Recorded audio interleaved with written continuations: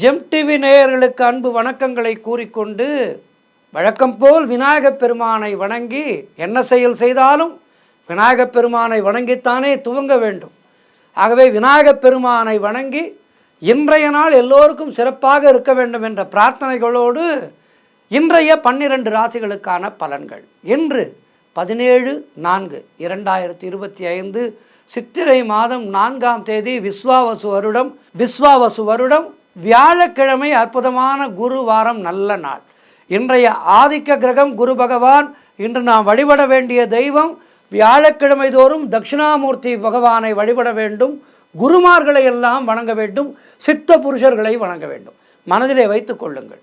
தட்சிணாமூர்த்தி வழிபாடு, சித்தர் வழிபாடு, குருமார்கள் வழிபாடு இன்றைய நாளிலே.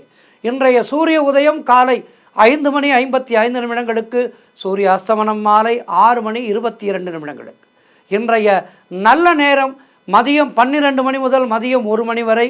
அதேபோல் மாலை 6:30 முதல் மாலை 7:30 வரை நல்ல நேரங்கள். இன்றைய ராகுகாலம் மதியம் 1:30 வரை டேக். இன்றைய ராகுகாலம் மதியம் 1:30 முதல் மதியம் 3 வரை. யமகண்டம் காலை 6 முதல் காலை 7:30 வரை. குளிகை நேரம் காலை 9 முதல் காலை 10:30 வரை. இன்றைய சுபகோரை சூரியகோரை நேரம் காலை 8 முதல் காலை 9 வரை. இன்றைய நட்சத்திரம் இன்று அதிகாலை 4:16 வரை அனுஷம். அதன் பின்பு கேட்டை நட்சத்திரம் வருகின்றது. இன்றைய திதி இன்று மதியம் 1:24 வரை தேய்பிறை சதுர்த்தி. அதன் பின்பு பஞ்சமி, வாராகி வழிபாடு செய்ய வேண்டும். இன்றைய சந்திராட்டம நட்சத்திரங்கள் இன்று அதிகாலை 4:16 வரை அஸ்வினி நட்சத்திரத்துக்கு சந்திராட்டமும், அதன் பின்பு பரணி நட்சத்திரத்துக்கு சந்திராட்டமும் துவங்க இருக்கின்றது. கவனமாக இருங்கள். அடுத்து நாம் காண இருப்பது 12 ராசிகளுக்கான பலன்களை. மேஷ ராசி அன்பர்களே, இன்று சந்திரன் உங்கள் ராசிக்கு 8ஆம் இடத்திலே அமர்ந்திருக்கின்றார். உங்களுடைய ராசி அதிபதி செவ்வாயாகப்பட்டவர் ராசிக்கு 4ஆம் இடத்திலே இருக்கின்றார். இன்று நாள் முழுவதும் உங்களுக்கு சந்திராட்டமும் இருக்கின்றது. கவனமாக இருக்க வேண்டும். அலுவலகத்திலே வேலை பளு அதிகமாக இருக்கும். தேவையில்லாத அலைச்சலும் மன உளைச்சலும் உண்டாகலாம். உடல் ஆரோக்கியத்திலே மிகுந்த கவனம் தேவை. கணவன் மனைவிக்குள் இருந்து கருத்து வேறுபாடுகள் ஏற்படும். செய்தொழிலிலே புதிய முதலீடுகளை, புதிய முயற்சிகளை தவிர்க்க வேண்டிய நாள். அதேபோல் யாருக்கும் கடன் கொடுக்காதீர்கள், நீங்களும் கடன் வாங்காதீர்கள். அவுட் கோயிங் கூடாது, இன்கமிங் கூடாது. வெளியூர் பிரயாணத்தை தவிர்க்க வேண்டிய நாள். சென்றுதான் தீர வேண்டும் என்றால் விநாயகப் பெருமானை வணங்கி ஒரு சதுர்காய் விட்டு புறப்படுங்கள். பணிச்சுமை அலுவலகத்திலே மிக அதிகமாக இருக்கும். உழைப்பு அதிகமாக இருக்கும். வருமானம் குறைவாக இருக்கும். வீண் வாக்குவாதங்களை எல்லாம் தவிர்க்க வேண்டிய நாள். குலதெய்வ வழிபாடு மன அமைதியை தரும், வெற்றியை தரும். ஆகவே இன்றைய நாளிலே சந்திராட்டம பாதிப்புகள் இருக்கின்ற காரணத்தினாலே கவனமாக இருங்கள். குரு தட்சிணாமூர்த்தியை வணங்குங்கள். தட்சிணாமூர்த்திக்கு ஒரு நெய்தீபம் ஏற்றுங்கள். ரிஷபராசி அன்பர்களே, இன்று சந்திரன் உங்கள் ராசிக்கு 7ஆம் இடத்திலே, உங்களுடைய ராசி அதிபதி சுக்கிரன் ராசிக்கு 11ஆம் இடத்திலே. ஆகவே இன்றைய நாளிலே உறவினர்களோடு இருந்து வந்த மன வருத்தங்கள் எல்லாம் தீரும். வியாபாரத்திலே அபரிவிதமான முன்னேற்றம் உண்டாகும். அலுவலகத்திலே இருந்து வந்த நெருக்கடிகள் குறையும். பழைய பாக்கிகள் வசூலாகும். காரிய வெற்றிகள் உண்டாகும். பூர்வீக சொத்திலே இருந்து வந்த பிரச்சனைகள் எல்லாம் தீரும். கடன் பிரச்சனைகள் முற்றிலுமாக முடிவுக்கு வரும். வீடு வண்டி வாகன மாற்றம் உண்டாகும். நண்பர்கள் மூலம் அனுகூலம் உண்டாகும். திருமணம், அதற்காக காத்திருக்கின்ற வரன்களுக்கு திருமணம் நிச்சயமாகும். பொருளாதாரம் திருப்திகரமாக இருக்கும். மொத்தத்தில் இன்றைய நாள் சுப பலன்கள் அதிகமாக இருக்கின்ற நல்ல நாளாக இருக்கின்றது. மேலும் வெற்றிகளை பெறுவதற்கு என்ன செய்ய வேண்டும்? குரு தட்சிணாமூர்த்தியை வணங்குங்கள். பஞ்சமி திதி வாராகியை வழிபடுங்கள். வாழ்த்துக்கள். மிதுன ராசி அன்பர்களே, இன்று சந்திரன் உங்கள் ராசிக்கு 6ஆம் இடத்திலே, உங்களுடைய ராசி அதிபதி புதன் ராசிக்கு 10ஆம் இடத்திலே.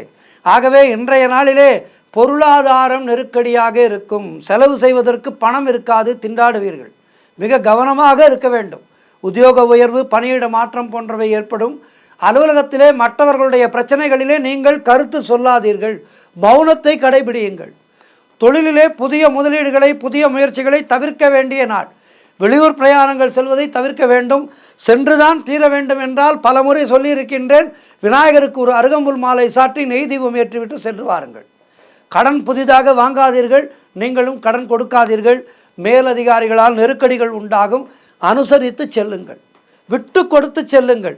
விட்டு கொடுத்து செல்பவர்கள் கெட்டு போவதில்லை. பணியிடத்திலும் சரி, குடும்பத்திலும் சரி, வெளி உலகிலும் சரி, விட்டு கொடுத்து சென்றால் நம்முடைய வாழ்வு வளமாக இருக்கும். ஆகவே இன்றைய நாளிலே நீங்கள் விட்டு கொடுத்து செல்ல வேண்டிய நாள். அலுவலகத்திலே வேலை போல அதிகமாக இருக்கும். ஆகவே கவனமாக இருங்கள். எல்லாவற்றுக்கும் மேலாக இன்றைய நாளிலே குரு வழிபாடு செய்யுங்கள். தட்சிணாமூர்த்தியை வணங்குங்கள். உங்களுக்கு பிடித்த குருமார்களை வணங்குங்கள். சித்தர்கள் குடிகொண்டிருக்கின்ற கோவில்களுக்கெல்லாம் சென்று வாருங்கள். நாள் நன்றாக இருக்கும். வாழ்த்துக்கள். கடகராசி அன்பர்களே, இன்று சந்திரன் உங்கள் ராசிக்கு 5ஆம் இடத்திலே இருக்கின்றார். ஆகவே இன்றைய நாளிலே குழந்தை பாக்கியத்திற்காக காத்திருக்கின்ற தம்பதிகளுக்கு சந்தான பிராப்தி உண்டாகும். தொழில் மற்றும் வியாபாரத்திலே சிறப்பான முன்னேற்றம் உண்டாகும். காரிய தடைகளெல்லாம் விலகி நீங்கள் எடுக்கும் முயற்சிகளிலே வெற்றி கிடைக்கும். மனம் மிகவும் உற்சாகமாக காணப்படக்கூடிய நல்ல நாள். பண வரவு அதிகரிக்கும். பொருளாதாரம் திருப்திகரமாக இருக்கும். தொட்டதெல்லாம் பொன்னாகக்கூடிய அற்புதமான நாள். உங்களுடைய வாரிசுகளால் உங்களுக்கு பெருமை ஏற்படும். வாழ்க்கை துணையால் மகிழ்ச்சி உண்டாகும். நண்பர்களோடு இருந்து வந்த மன வருத்தங்கள் எல்லாம் தீருகின்ற நாள். வேலையிலே காத்திருந்த இடமாற்றம் அமையும். முன்னோர்களுடைய சொத்திலே இருந்து உங்களுக்கு வரவேண்டிய பணம் கைக்கு வரும். செய்யும் செயலிலே பெயரும் புகழும் கிடைக்கின்ற நாள். உடல் ஆரோக்கியம் திருப்திகரமாக இருக்கும். மொத்தத்தில் இன்றைய நாள் மிக மிக சிறப்பாக இருக்கின்றது. கடகராசினருக்கு இன்றைய நாளிலே தட்சிணாமூர்த்தியை வணங்குங்கள். குருமார்களை வணங்குங்கள். வாழ்த்துக்கள். சிம்மராசி அன்பர்களே, இன்று சந்திரன் உங்கள் ராசிக்கு 4ஆம் இடத்திலே, உங்களுடைய ராசி அதிபதி சூரியன் ராசிக்கு 9ஆம் இடத்திலே. ஆகவே இன்றைய நாளிலே உடல் ஆரோக்கியம் நன்றாக இருக்கும். காரிய அனுகூலம் உண்டாகும். வண்டி வாகன மாற்றம் ஏற்படும். தாய் வழி சொந்தங்களின் உதவிகள் எல்லாம் கிடைக்கும். பொருளாதாரத்திலே அற்புதமான வளர்ச்சி உண்டாகும். கணவன் மனைவியிடையே ஒற்றுமை ஏற்படும். உத்தியோக வகையிலே நல்ல மாற்றம் ஏற்படும். அது உங்களுடைய எதிர்காலத்துக்கு உதவுகின்ற மாற்றமாக இருக்கும்.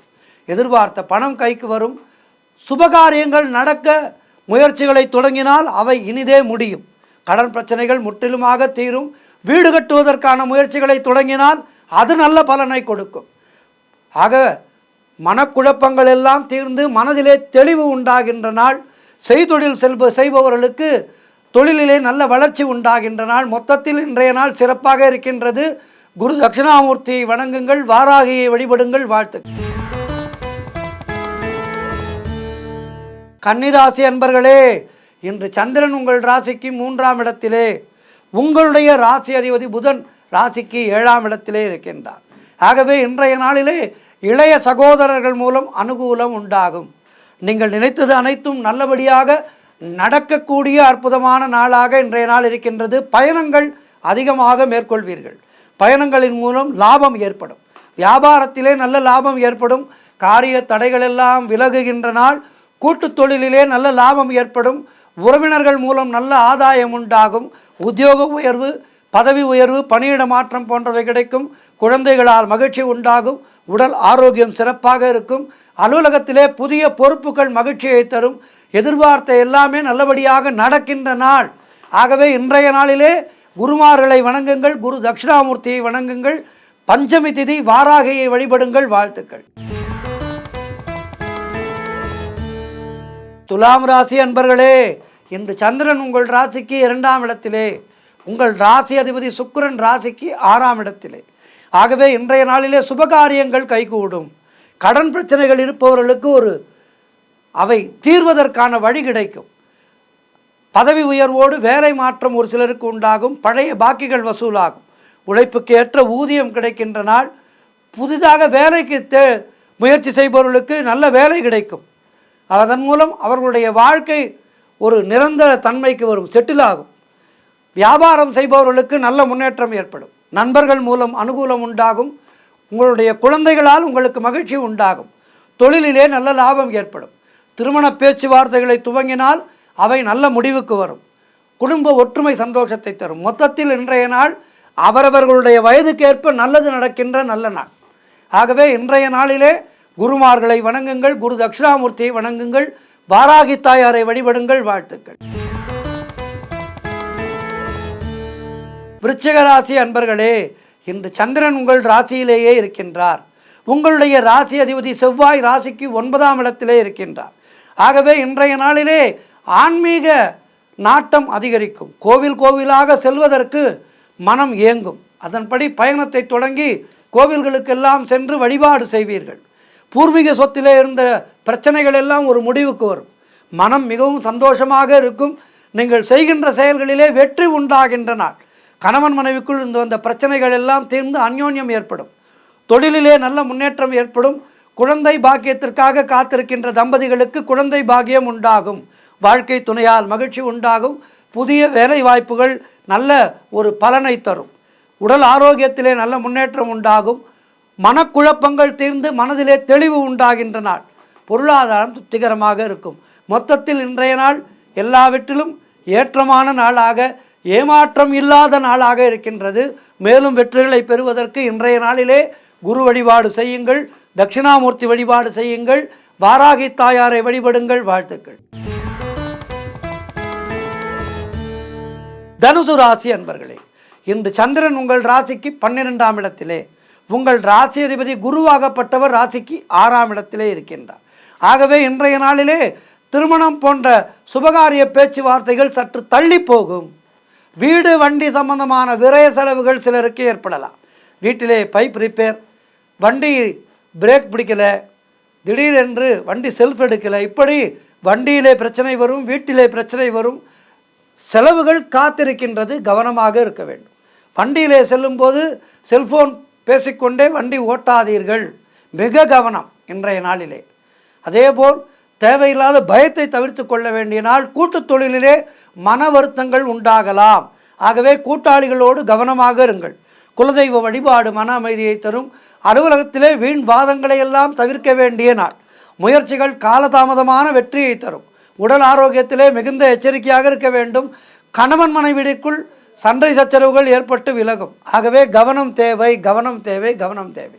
அலுவலகத்திலே பணிச்சுமை அதிகமாக இருக்கும். நண்பர்கள் மூலம் ஆதாயம் உண்டாகும். மொத்தத்தில் இன்றைய நாள் கெடு பலன்கள் அதிகமாக இருக்கின்றது. அவற்றை குறைப்பதற்கு குரு வழிபாடு செய்யுங்கள், வாராகி தாயாரை வழிபடுங்கள். தடைகள் விலகும். வாழ்த்துக்கள். மகர ராசி அன்பர்களே, இன்று சந்திரன் உங்கள் ராசிக்கு 11ஆம் இடத்திலே, உங்கள் ராசி அதிபதி சனி ராசிக்கு 2ஆம் இடத்திலே. ஆகவே இன்றைய நாளிலே என்ன நடக்கும்? வீடு வண்டி வகையிலே யோகம் உண்டாகும். சிறிய வீட்டிலே இருந்து பெரிய வீட்டிற்கு செல்வீர்கள். வண்டி 2 சக்கர வாகனத்திலிருந்து 4 சக்கர வாகனம், கார் வாங்குவதற்கான முயற்சிகளிலே இறங்குவீர்கள். உத்தியோகத்திலே சம்பள உயர்வு, பதவி உயர்வு, இடமாற்றம் போன்றவை கிடைக்கும். திருமண பேச்சுவார்த்தைகள் சுபமாக முடிகின்ற நாள். நண்பர்கள் மூலம், உறவினர்கள் மூலம் நல்ல ஆதாயம் உண்டாகும். தந்தை வழி சொத்துக்கள் கைக்கு வரும். புதிய முயற்சிகள் வெற்றியை தருகின்ற அற்புதமான நாள். குழந்தை பாக்கியம் இல்லாதவர்களுக்கு குழந்தை பாக்கியம் உண்டாகும். செய்தொழில் செய்பவர்களுக்கு அதிலே நல்ல முன்னேற்றம் உண்டாகும். கணவன் மனைவியிடையே ஒற்றுமை ஏற்படும். நினைத்ததெல்லாம் நல்லபடியாக நடக்கின்ற அற்புதமான நாளாக இருக்கின்றது. குலதெய்வ வழிபாடு வெற்றியை தரும். முன்னோர்களுடைய ஆசீர்வாதம் பரிபூர்ணமாக கிடைக்கும். சிறப்பான நாள் இன்றைய நாள் மகர ராசினருக்கு. ஆகவே இன்றைய நாளிலே குரு தட்சிணாமூர்த்தியை வணங்குங்கள், வாராகி தாயாரை வணங்குங்கள். வாழ்த்துக்கள். கும்பராசி அன்பர்களே, இன்று சந்திரன் உங்கள் ராசிக்கு 10ஆம் இடத்திலே, உங்கள் ராசி அதிபதி சனி ராசியிலேயே இருக்கின்றார். ஆகவே இன்று பொருளாதாரத்திலே வளர்ச்சி உண்டாகும். அரசு வகையிலே நல்ல ஆதாயம் உண்டாகின்றால் பெயரும் புகழும் கிடைக்கின்ற அற்புதமான நாள். மாணவர்கள் சாதனை புரியக்கூடிய நாள். காரிய தடைகள் எல்லாம் விலகி காரிய வெற்றிகள் உண்டாகும். குழந்தை பாக்கியத்திற்காக காத்திருக்கின்ற தம்பதிகளுக்கு குழந்தை பாக்கியம் உண்டாகும். குடும்ப ஒற்றுமை சந்தோஷத்தை தரும். தொழிலிலே நல்ல முன்னேற்றம் ஏற்படும். உழைப்புக்கு ஏற்ற ஊதியம் கிடைக்கின்ற நாள். வேலை இல்லாதவர்களுக்கு நல்ல வேலை கிடைக்கும். மொத்தத்தில் அவரவர்களுடைய வயதுக்கேற்ப நல்லது நடக்கின்ற நாள். குருமார்களை வணங்குங்கள், வாராகி தாயாரை வணங்குங்கள். வாழ்த்துக்கள். 12 ராசிகளிலே இறுதியான ராசி மீன ராசி அன்பர்களே, இன்று சந்திரன் உங்கள் ராசிக்கு 9ஆம் இடத்திலே இருக்கின்றார். உங்களுடைய ராசி அதிபதி குரு ராசிக்கு 3ஆம் இடத்திலே இருக்கின்றார். ஆகவே இன்றைய நாளிலே புதிய தொழில் முயற்சிகள் செய்தால் வெற்றி பெறும். அதேபோல் தந்தை வழியிலே நல்ல அனுகூலம் உண்டாகும். நீண்ட நாட்களாக தாமதமான காரியம் ஒன்று இன்று நல்லபடியாக நடக்கும். கடன் தொல்லைகள் எல்லாம் விலகும். புதிய வேலை வாய்ப்புகள் ஏற்படும். வியாபாரத்திலே நல்ல வளர்ச்சி உண்டாகும். மொத்தத்தில் இந்த நாள் மிக சிறப்பாக இருக்கின்றது. அலுவலகத்திலே வேலை பார்ப்பவர்களுக்கு பதவி உயர்வு, சம்பள உயர்வு, இடமாற்றம் போன்றவை கிடைக்கும். பொருள் வரவும் தனலாபமும் அதிகரிக்கின்ற நாளாக இருக்கின்றது. சிறப்பான நாள் இன்றைய நாள். கணவன் மனைவியிடையே நல்ல ஒற்றுமை ஏற்படும். சுப காரியங்கள் நடைபெறக்கூடிய நல்ல நாள். கூட்டுத் தொழிலிலே நல்ல லாபங்கள் வரக்கூடிய நாள். ஆக இன்றைய நாள் மிக சிறப்பாக இருக்கின்றது. மேலும் நற்பலன்களை பெறுவதற்கு இன்றைய நாளிலே என்ன செய்ய வேண்டும்? குருமார்களை வணங்க வேண்டும். வராகி தாயாரை வணங்கி வளம் பெற வேண்டிய நாள். 12 ராசியினரும் இன்றைய நாளிலே குரு வழிபாடு செய்யுங்கள். வாராகி தாயாரை வழிபடுங்கள். வாழ்த்துக்கள். இன்றைய ஆன்மீக தகவல். நேற்றைக்கு நாம் ராகு கேது பரிகார ஸ்தலத்தை பற்றி பார்த்தோம். காஞ்சிபுரத்திலே இருக்கின்ற மகாகாளேஸ்வரர் கோவிலுக்கு சென்று பூஜை செய்ய வேண்டும். இந்த பூஜையை செய்தால் நன்மை என்று அதை பற்றியெல்லாம் பார்த்தோம். இன்றைக்கு அதன் தொடர்ச்சியாக ராகு கேது தோஷத்தை பற்றி விரிவாக பார்க்க இருக்கின்றோம். எப்படியெல்லாம் இருந்தால் அது தோஷம், அதற்கு என்ன செய்ய வேண்டும் என்பதை பற்றியெல்லாம் இன்றைக்கு நாம் காண இருக்கின்றோம்.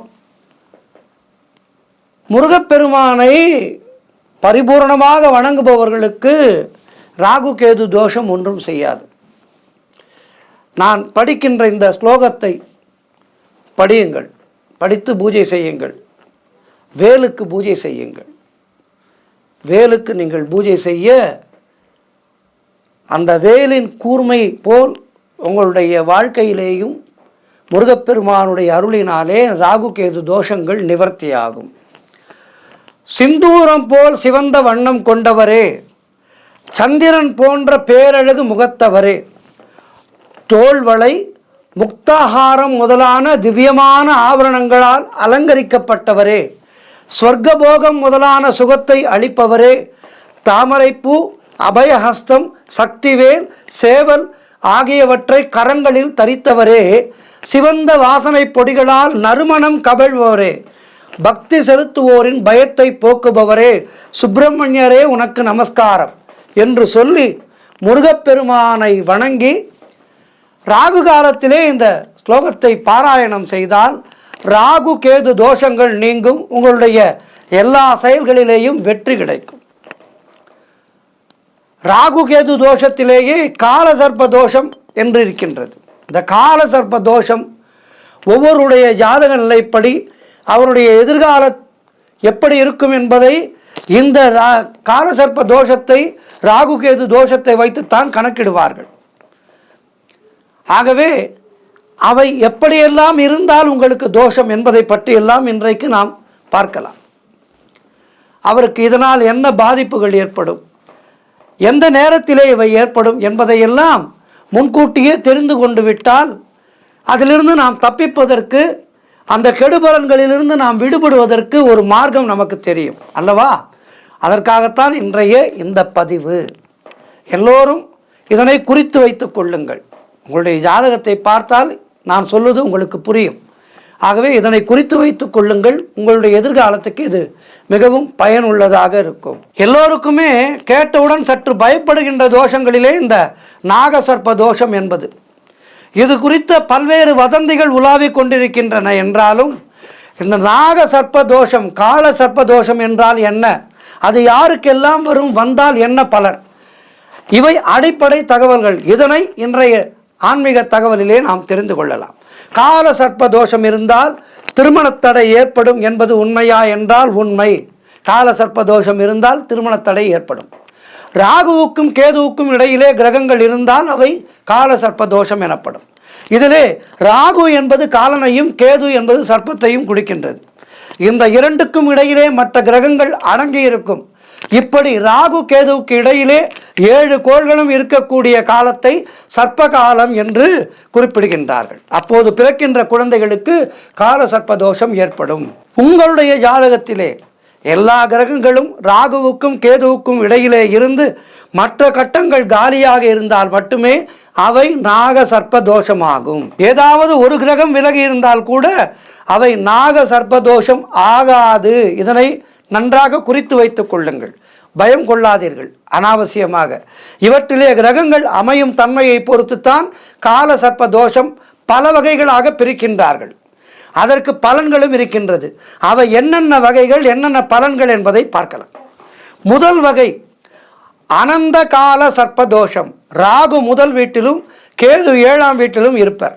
மற்ற கிரகங்கள் இவர்களுக்கு இடையிலே அமைந்திருக்கும். அதாவது முதலாவதும் கடைசியுமாக ராகு கேது இருந்தால் அதற்கு பெயர் ஆனந்த கால சர்ப்ப தோஷம். இந்த தோஷம் இருப்பவர்களுக்கு இளமை காலம் மிகவும் சிரமமானதாகவும் கடினமானதாகவும் இருக்கும். சிலருக்கு திருமண தடை ஏற்படும். அதன் காரணமாக வாழ்க்கை அமைதியாய் அமைந்திடும். அதன் பிறகான வாழ்க்கை அமைதியாய் ஆனந்தமாய் அமைந்திடும். அதாவது முன்பாதி கஷ்டம், பின்பாதி நலம். 2வது வீட்டிலே ராகு மற்றும் கேது 8ஆம் வீட்டிலே இருந்தால் அதற்கு குளிகை கால சர்ப்பதோஷம் என்று பெயர். இவர்களுக்கு பூர்வீக சொத்து நிலைக்காது. தொடர்ந்து உடல்நிலையிலே ஏதேனும் பிரச்சனைகள் இருந்து கொண்டே இருக்கும். 32 வயதுக்கு மேல்தான் நன்மைகள் நடக்கும். பொருளாதாரத்திலே பின்னடைவு ஏற்படக்கூடிய ஜாதகம் இந்த ஜாதகம். அடுத்து ராகு 3ஆம் வீட்டிலும் கேது 9ஆம் வீட்டிலும் இருப்பதை வாசுகி கால சர்ப்பதோஷம் என்பார்கள். இது மனபலத்தை கெடுக்கக்கூடியது. இவர்களால் எந்த வேலையையும் துணிந்து செய்ய முன்வர மாட்டார்கள், செய்ய முடியாது. இவர்கள் பார்க்கின்ற வேலை மற்றும் தொழிலிலே ஏதேனும் பிரச்சனைகள் வந்து கொண்டே இருக்கும். அதன் காரணமாக வேலையை விட்டு கொண்டே இருப்பார்கள். அடிக்கடி வேலையை விடுவார்கள். ஒரு 6 மாதம் சும்மா இருப்பார்கள், மீண்டும் வேலைக்கு செல்வார்கள், மீண்டும் வேலையை விடுவார்கள்.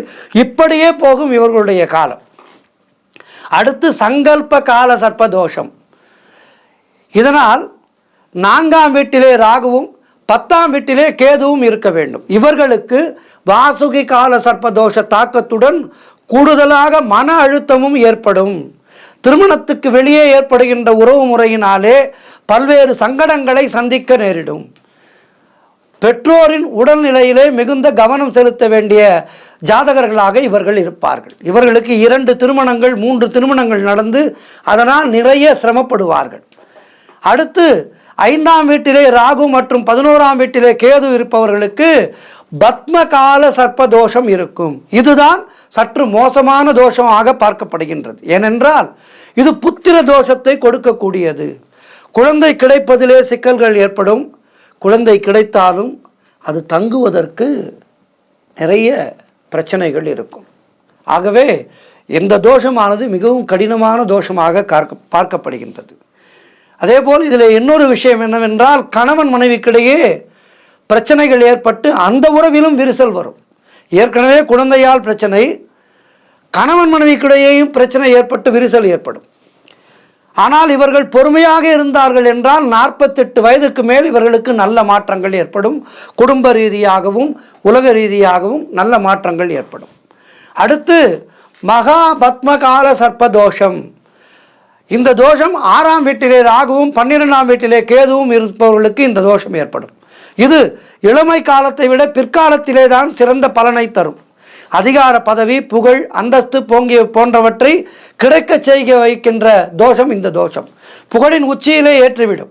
அதே சமயம் நம்மை அதல பாதாளத்திற்கும் கொண்டு செல்லக்கூடியது இது. இவர்கள் மிக கவனமாக இருக்க வேண்டும். இவர்களுக்கு அரசாங்கத்தோடு தொடர்பு இருக்கும். அரசாங்க வகையிலே தண்டனைகள் கிடைக்கக்கூடிய ஒரு ஜாதகராகவும் இவர்கள் இருப்பார்கள். 7ஆம் வீட்டிலே ராகுவின் லக்னத்திலே கேது இருந்தால் அது கால மிருத்யு சர்ப்பதோஷம் என்பதாகும். இவர்களுக்கு 27 வயதுக்கு பிறகுதான் திருமணம் செய்ய வேண்டும். அதற்கு முன்னால் திருமணம் செய்தால் அந்த திருமணமானது நிலைக்காது. அடுத்து 8ஆம் வீட்டிலே ராகுவும் 2ஆம் வீட்டிலே கேதுவும் இருந்தால் அது கார்கோடக கால சர்ப்பதோஷம். பூர்வீக சொத்துக்களால் இவர்களுக்கு ஆபத்துகள் உண்டு. குறிப்பாக தந்தை வழி சொத்தினை தவிர்ப்பது நலம். அது கிடைத்தாலும் நிலைக்காது. அதனை அனுபவிக்க இவர்கள் இருக்க மாட்டார்கள். அதனை அடைய ஆசைப்பட்டு பல்வேறு வகையான தவறான செயல்களை செய்து அதற்காக தண்டனையை அடைகின்ற தோஷமாக இவர்களுக்கு அமையும். அடுத்து சங்ககுட கால சர்ப்பதோஷம். இது 9ஆம் வீட்டிலே ராகுவும் 3ஆம் வீட்டிலே கேதுவும் இருந்தால் வரக்கூடியது. இவர்களுக்கு சீரான ஒரு வாழ்க்கை அமையாது. வாழ்க்கை முழுவதும் மேடு பள்ளங்கள் இணைந்ததாகவே இருக்கும்.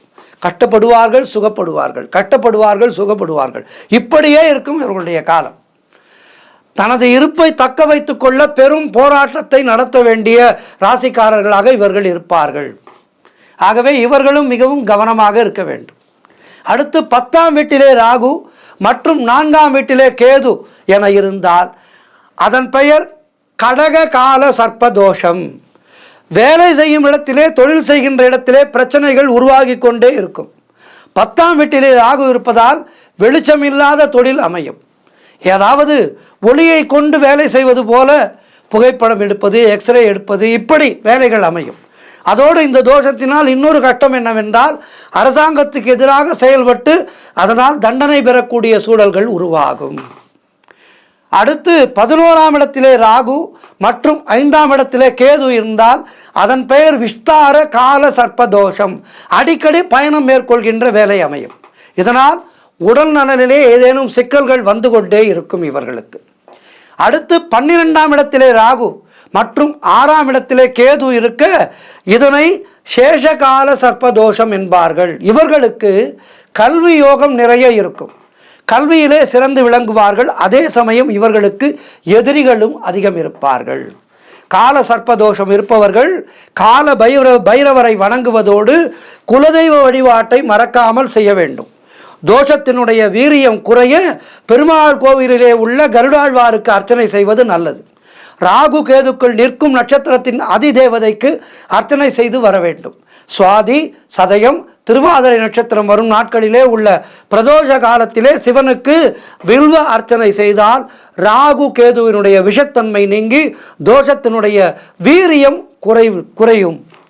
ஆகவே இதனை இவர்கள், இந்த தோஷம் இருப்பவர்கள், நான் மேற்சொன்ன தோஷங்கள் எல்லாம் இருப்பவர்கள் இந்த வழிபாட்டை செய்து வாருங்கள்.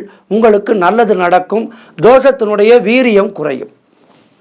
ஆகவே நீங்களும் காஞ்சிபுரத்திலே இருக்கின்ற மகாகாளேஸ்வரர் கோவிலுக்கு சென்று தரிசனம் செய்து வர உங்களுக்கு நல்லது நடக்கும். ஆகவே இன்றைக்கு இந்த விஷயத்தை பற்றி விரிவாக பார்த்தோம். எல்லோருக்கும் நல்லதே நடக்க வேண்டும் என்று பிரார்த்தித்துக் கொள்கின்றேன். நன்றி, வணக்கம்.